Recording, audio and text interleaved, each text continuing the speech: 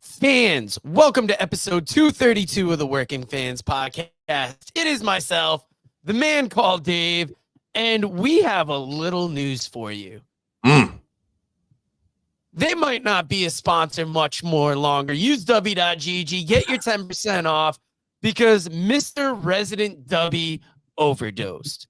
We don't know how he's doing. They've got the Narcan out. They're hoping to jumpstart his heart, but what we did have a couple of, because we needed to get our hydration up, is Game Up Hard Hydration. Game Up, we're still looking at you for a sponsorship. We're doing this quick in the beginning because, as you know, AJ Strange Brew is not here today. Whether we told the truth about that or not is all conjecture. But Dave, how you doing today? Let's start there. Shout out to the big man above. Keep AJ strong. We know it's cold. We love you. Come back, baby. This Tuesday, we have an interview coming up with manager Logan Pettis. And I got to be honest, I had to do some light editing on this because I wanted to avoid a controversy. This guy, hot opinions. I don't know if we're going to be able to air it, but it's coming out Tuesday. Coming out. And we just got done with a big interview with the author of, let me find my book here. Yeah. Wrestle Black Bart. Go ahead, show it now. Black Bart by Vinny Berry from Wrestleville. You know the commercials at the end of the show. But today, we're going to talk a little Hard to Kill. TNA Hard to Kill, because if you watched last Saturday, we did a live watch along. Dave, what did you think of the show? Man, I thought it was good overall. Great tag team, four-way, ABC, Bay and Austin coming out on top. You know, the grizzled young veterans look good in that. There was a great opener with the women with the X Division match there where they had the Ultimate X. Yeah, I enjoyed that. That as far as the wrestling on the card, wrestling was top-notch. I like the look and the feel of them being at the Palms, gave TNA a real nice look. The big stories, I think, obviously coming out of this, though, was one, we got a new champion in Moose, and two, Nick Nemeth showed up with the super kick.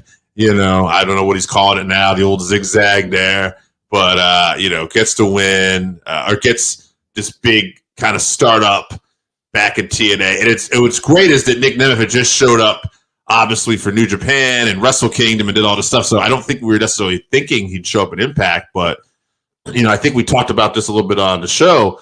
Why be just another wrestler in AEW? Why you were doing that in WWE. Why do that in AEW in a big roster where you can be a big fish in New Japan? You can be a huge fish in TNA. So to me, this move makes a lot of sense. It's good for TNA. It's good for Nick Nemeth. And we already heard, and we'll stick with TNA here a little bit, but we already heard he's going to be wrestling Cardona for GCW. And that's been Cardona's philosophy, too. I don't want to go anywhere and just be another guy. So this is really great stuff for TNA and independent wrestling, too. Let me check Fight, because if I'm not mistaken, I believe he's wrestling in Puerto Rico on a show tonight. Wow. It might just be being aired tonight, but let's quickly look this up. Of course, it's tomorrow. Well, and I mean, another great match too, just going back to TNA Hard to Kill, I didn't mention was Josh Alexander and Alexander Hammerstone. So I don't know if we'll see more of Hammerstone, if that was like a tryout thing, but I thought they crushed it. And Josh Alexander, if you watched TNA last night, I made it a point too. He had an awesome match with Will Ospreay. Their rematch, second match. Next week, Okada is going to be on TNA Impact, teaming up with the Guns. And as we all know now, if words got out, Okada is a free agent at the end of January, and he's made it clear he's leaving New Japan. Yep, that show is WWC Euphoria. That is on Fight, and that's coming at you from the Jose Pepin Cestero and Bayamon, Puerto Rico. So it's interesting to see where Dolph Ziggler is showing up, or Nick Nemeth. I didn't expect Nemeth there because, like I said, knowing he had the match in New Japan, I didn't think there was any way he was showing up. He showed up. Ash by Elegance showed up. The new David Brooke. So many great things on that show. Go watch the live watch along for that. And we watched a lot of TNA, but what I watched less of was this week's Monday Night Raw.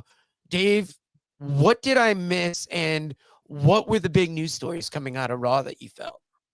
Gunther came back. He'd been out for a little while. He was married, and he came back out and fired up Ludwig von Kaiser there, who got the win over Xavier Woods.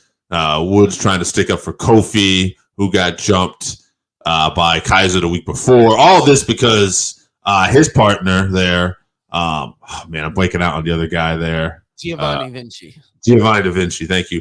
He had a real actual concussion in the match, and they've turned it into a storyline. Kaiser's fired up now. He's taken out, the two members of New Day, and Gunther's proud of Kaiser for doing this, and he's showing some fire. And out comes Jey Uso, and what's interesting, Jey Uso comes out and sticks up for Woods in the back here. I'm kind of wondering, could we be setting up a Jey Uso Gunther match for the Intercontinental Championship? That's interesting. They could definitely use another challenger. I mean, we talked last week about who we thought could possibly topple Gunther, and it's wild that, like, with a roster that deep, you're looking at all these possible matchups, and like Jey Uso versus Gunther going to be a great match. Do I see it as necessarily being one that takes the title off Gunther? No, but that's just how deep the roster is right now and how interesting the product is overall. And one other thing, note I thought was interesting. Well, a couple things. R-Truth continues to kill it. He did a little segment where he was selling Judgment Day merchandise out there in the streets, and Damian Priest was a little mad until he gave him his cut of money. And then they had a match with Truth and Miz versus Priest and Bauer. And at the end, Priest had enough of R-Truth despite the money. He ended up chokeslamming him. They got the win. But Priest looks a little conflicted. Like he likes R-Truth. He doesn't really want to do this. So it'll be interesting to see if he has a soft spot for Truth down the road. And maybe this is, I think AJ might have talked about this last week too, if just as Priest ends up leaving, Judgment Day. But the big thing I wanted to get your feelings on was Becky Lynch came out. To throw in about R-Truth is, did you see his son had a major college basketball achievement this week? So Truth is passing CM Punk in merchandise sales, becoming like such a big name again, and then having this family accomplishment where his son, I want to say he scored his 1,000th point, but it was some major accomplishment, and Truth was able to be there for him. So at his age, he is killing it. But back to what you were saying. The other big thing I just wanted to get on you was Becky Lynch came out and cut a promo where she interrupted Rhea Ripley, and she said, you're becoming this big star. Basically, you're tearing it up. And I look at you and I wonder, can I beat you? Are you better than me? And she says, I got a problem with that. Now I need to know if I can beat you. Now it's bothering me. Now it's keeping me up at night. Am I able to beat you? And the only way I'm going to find that out is if I enter the Royal Rumble, win the Royal Rumble, and then wrestle you at WrestleMania. And it's the man versus mommy. And I thought, great promo. You're including self-doubt in there a little bit. And this self-doubt is driving you because you need to be the best. To me, it made me think this is probably what we're setting up. What are your thoughts on a potential Becky Lynch Ripley match at WrestleMania?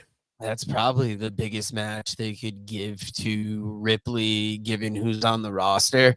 And I like that we're this far out of WrestleMania and we're already setting up. I mean, we've covered it as like the title of our last two podcasts, how each week it seems like they're setting up another match for WrestleMania. Sure. And we still have the doubt, like, will we see the Rock at Elimination Chamber? So I like seeing this match getting talked about now, and I can't think of a bigger match they could make. I mean, outside of like Charlotte coming back, but Charlotte versus Rhea Ripley again, that feels a little stale. She's injured too right now, so coming back into prominence, that's a big match. Yeah, Charlotte's injured right now too, anyway. So I think that's going to be definitely the direction they go. But we'll see. But I think that's enough about Raw. If we're done talking about Raw, it's time to pick up and talk about SmackDown. Dave, right. you are more aware than I of what's coming tonight. I'm actually not going to be watching because I'm be attending a little online seminar, learning our craft. But what can people be excited for on SmackDown tonight? All right, there's going to be a contract signing for the Fatal 4-Way. Orton, LA Knight, AJ Styles, Roman Reigns. So that means Roman will be on, which there's always a little extra to me, like a little extra when Roman is on SmackDown. You know, it's that little big fight feeling. So I'm excited about that. Plus, Orton is wrestling Solo Sikoa. So that's going to be on. And you talk about big fight feel. Logan Paul is going to be on the Kevin Owens show tonight. All right. And so apparently there's a thing where storyline-wise, Logan Paul has a lawsuit against Kevin Owens, and Owens says we can address that on the show about his broken hand. This is obviously to me going to lead to Owens probably trying to lay out Logan Paul before the Royal Rumble, which, hey, great. Let's build up that match too. We talked about in the segment before, Intercontinental title being built up now, right? And all this star with Gunther. Now we got Logan Paul. I've already given my opinion on this. I think Logan Paul, LA Knight at Mania, but I digress. We're also, what do we got here? The unholy look to make Chance Carter's W Women's Tag Team title disappear. I don't know. The unholy. Oh, so this is that tag team there. Alba Fire and Isla Dawn. They're going to be wrestling for the women's tag titles tonight. So that's also on. Okay, that's a stacked card. And one more. Oh, the LWO.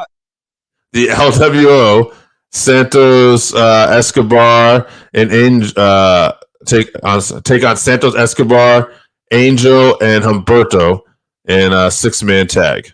So the LWO including Carlito. So I might have to watch this after I get done tonight. Now, guys, we have a little bit shorter show because we are down a person. But if we could do a couple, I'm gonna end on a couple like little promotion note here. Next week, we will be starting our commercial for Black Bart. That's Wrestle Black Bart by Vinnie Berry. It's available on Amazon.com. If you're interested in the pro wrestling webinar that I'm attending tonight, it's about increasing engagement, content creation growth, and monetization. It's from 9 to 11, and you can contact at Cheap Wrestler or cheapwrestler@gmail.com. $10 to get in. All about increasing engagement, gaining new fans, followers, monetizing your accounts, content creation, trends, and more.